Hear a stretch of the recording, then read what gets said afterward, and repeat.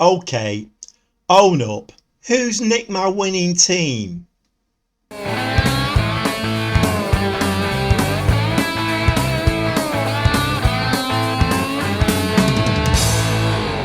Well, I don't know who this bunch of 11 players I've got at the moment, but they're certainly not the ones that were on that winning run. Let's have a look at the league table. So I know what you're all going to say. You're going to say, what's he whinging about? We're still top of the league by 10 points. Yes, I know, but we do seem to have hit a little sticky patch. Fortunately, so have York and Spennymoor. So this is York's recent form. They've lost the last two games, one at home, one away. Darlington and Blythe lost them both 2-1. So that's worked in our favour. And this is Spennymoor's awful form, to be quite honest. And bearing in mind they're second in the league at the moment. So our sticky patch has not affected us quite as badly as it could have done. However, our next game is Darlington. They're on quite a nice little run at the moment, so I think that will be a tough game unless we can get our little bit of magic back and start performing. It could be quite a tough game, that one. On to more positive news, and arguably more important than us being top of the league and getting promoted to the Vanarama National. No, I'm only joking really, but I've got a coaching course. Hey! Chorley manager Gobby Gaffer has started work on a coaching course with the aim of gaining a Continental C licence. It's restored my faith a little bit in the board. I have to say, one thing I haven't told you before is that while I've been asking for a coaching course and the board won't send me on one, they've been sending all my other coaching staff on coaching courses. For instance, Stuart Howell, the head performance analyst, he's got a Continental B licence. He's got more coaching badges than I've got. And to be honest, there's at least another 4 there that have got more coaching qualifications than I've got. That can't be right, can it? Anyway, like I say, it's restored my faith in the board a little bit. We'll have to see how that one goes. Further good news, 𝐒𝐨 has won January Player of the Month. Very nice. And what's even nicer, a little nod towards me. 𝐒𝐨 dedicates Vanarama National League North Player of the Month to Gaffer. He's dedicated it to me. Very nice. He's my favourite player. Always been my favourite player.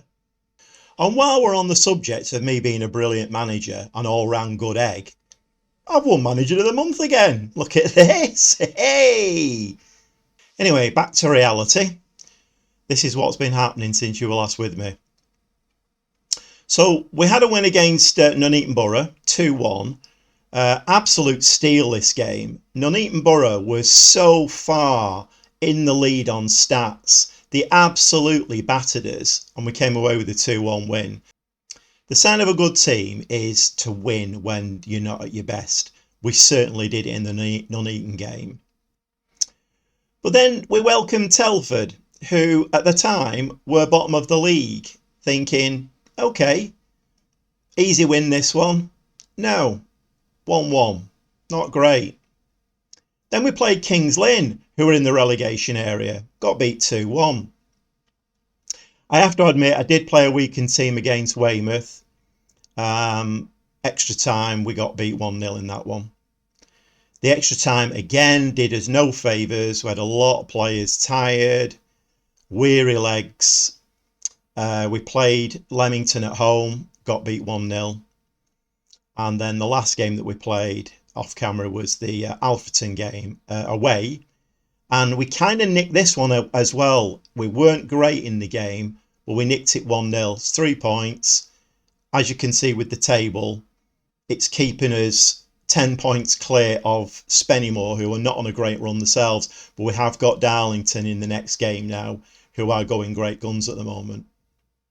Let's have a look at the goals, shall we? Do we want to have a look at the goals? Really? It was a bit of a horror show. Go on then. So the Nuneaton game, like I say, they were much the better team for the whole game, to be honest. They actually took an early lead. 8 minutes on the clock. But then we had one of our foragers forward. Something actually worked forwards for us, and Edwards sticks the ball in the back of the net. And then on 52 minutes, looping ball forward to Hall, who puts Cassidy through. A nice finish. Onto the Telford game. We had to wait till the 68th minute for a Cassidy penalty. Again, by the way, Telford bottom of the league at this point. And we couldn't hold it. Another ball over the top. Kings Lynn, another team in the relegation area. Bit of a comedy of errors in the penalty area.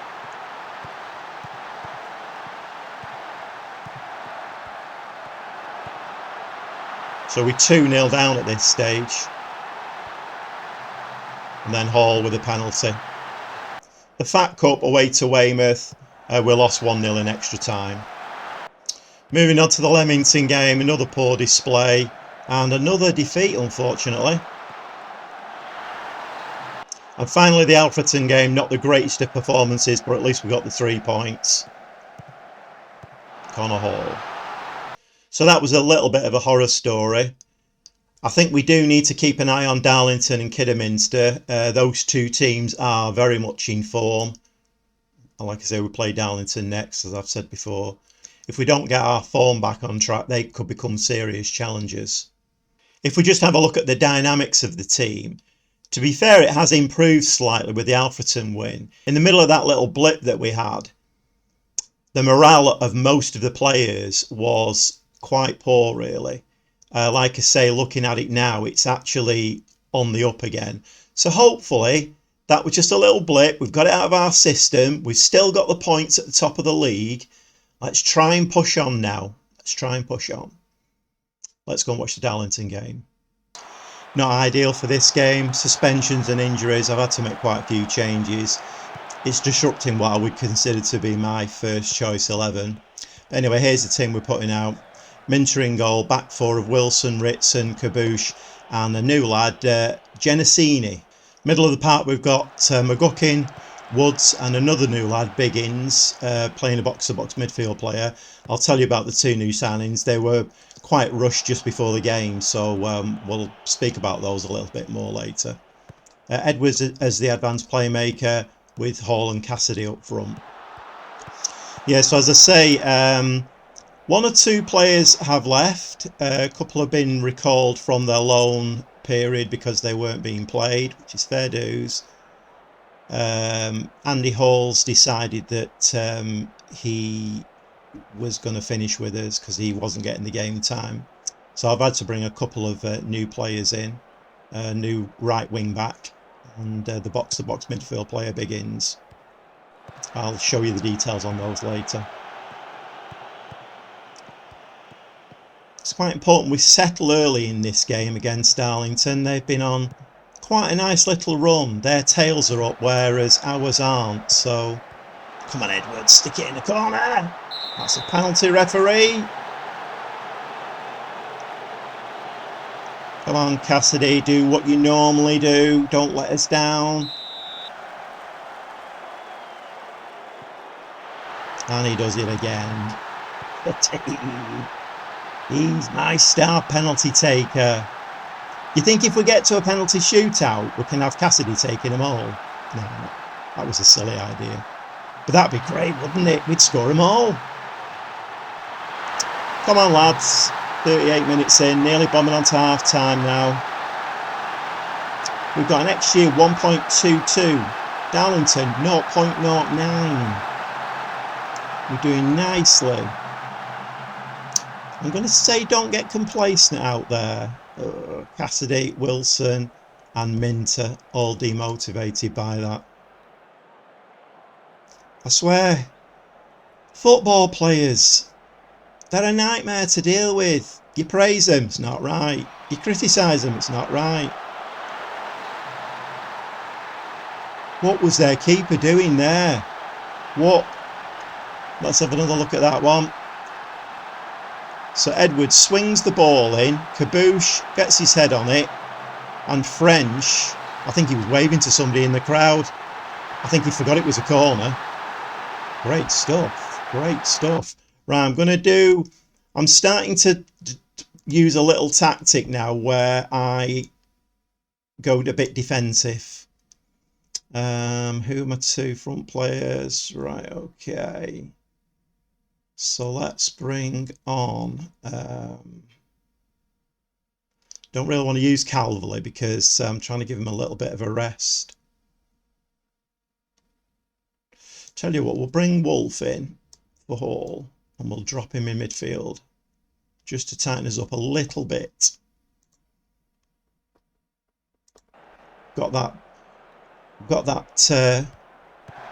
little bit of, hopefully we've got that little bit of reassurance now. We've got a defensive mid in there just in front of the centre backs.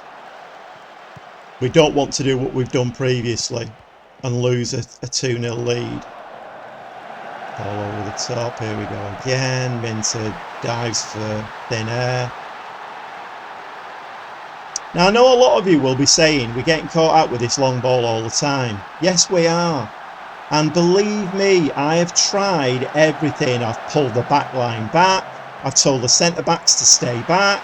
I've tried all sorts to stop this long ball coming over the top, but it keeps happening. Even with the extra protection now, the defensive midfield player in there, we're still getting done by that ball over the top. There's going to be another one now, isn't there? Let's just have a quick look. We can make 2 more subs. Right, Ritson is really struggling. I'll bring Eli on. I mean, maybe that was the problem there. Although it does happen an awful lot, doesn't it? But maybe the fact that Ritson was very, very tired. I am going to bring Calverley on for Edwards. I'm going to play with 2 defensive midfield players. What's the worst that can happen? We'll just push Cassidy a bit further forward. And we're going to drop to balanced. Right, this isn't my tactic at all, this. This is the tactic I read in a book somewhere. Good save, Minter. Good save. Yeah, I don't like playing defensively. It's not me. But it sounded good when I read it. In my head, it was like, that's a great tactic, that. Especially when you're 2-1 up and you want to keep the 2-1 lead. Sounded great to me. Can we hold on? Another amazing result. I don't like to fist pump before because I've done that earlier and it's not worked out very well. We all remember the zipper, don't we? Yeah, okay, right. So, very nice victory. Well done. We're all inspired and motivated by that. Amazing. What's that done to the league table? So, as it stands, we're 13 points ahead now.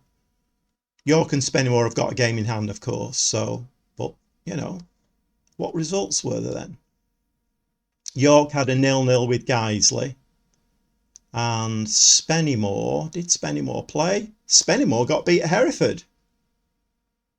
Of course, we beat Darlington. So that takes care of the top 4. Nice.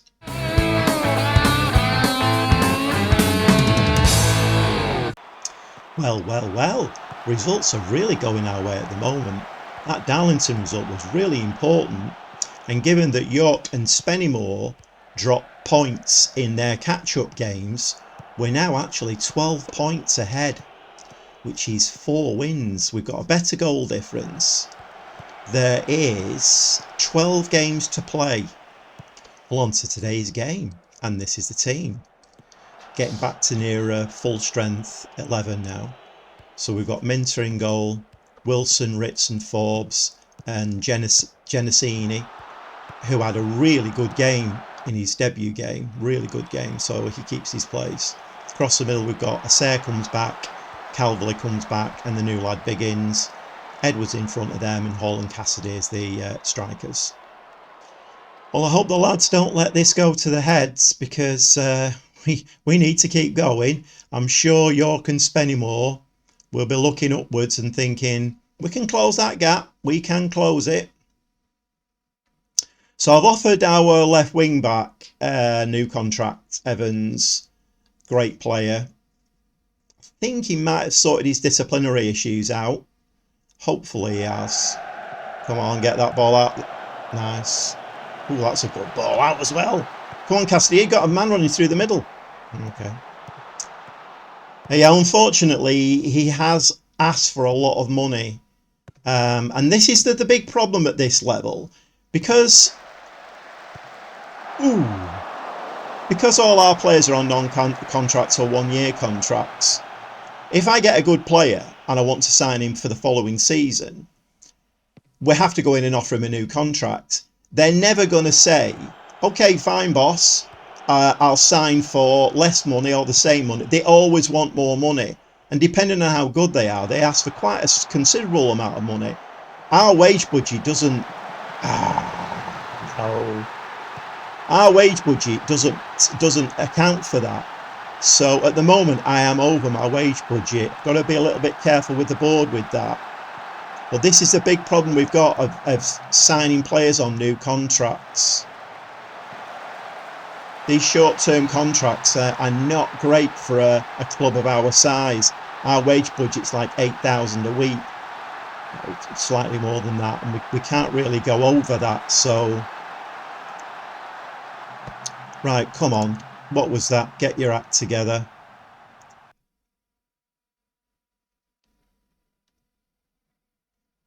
Cassidy's having a poor game.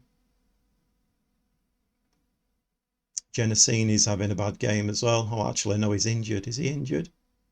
Right, come on, let's have a look.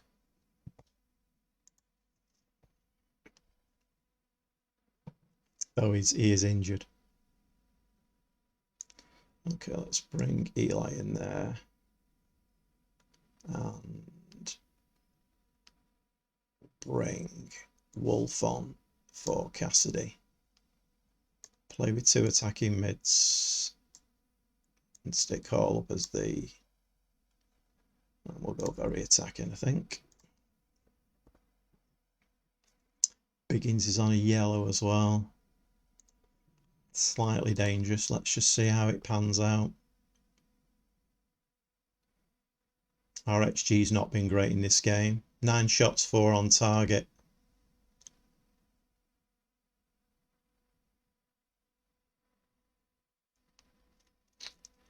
Blythe with the highlight. Oh, and a tap in. 2-0.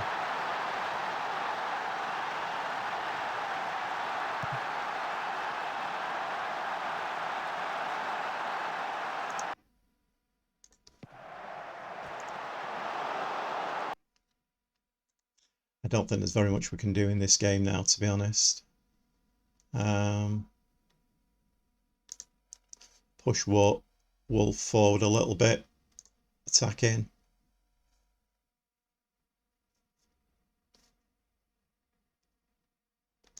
Bring McGuckin on midfield. See if we can push it at all in the last 10 minutes. We've actually got a corner now. Wolf slings it in. No, it's headed out.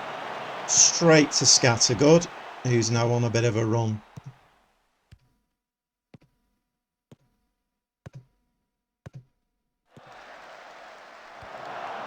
Good head out. Go on, Calverley. It's not bad for ball forward. Whoa, yes! Yes! Can we do that again? Can we please do that again? Lovely ball forward by Wolf. Corner Hall all on his own. Nice. Please can we do that again?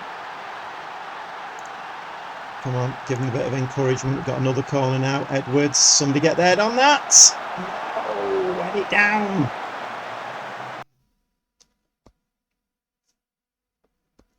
Can we? Oh no. Right, Hall. Oh, Hall, what are you doing, lad? You were first to the ball there. Show a bit of enthusiasm.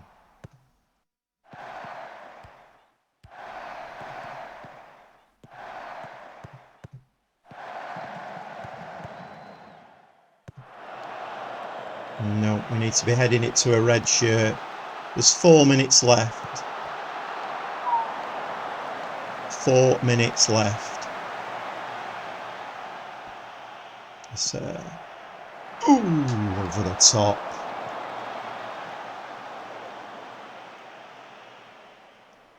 I've not seen any of the other results. I've been too concentrating on the game. Don't know what York and Spennymoor are doing at the moment. A little bit too weighty, that ball.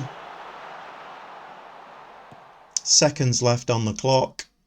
It's going to have to be a big hoof forward. Well, we need the ball first, but...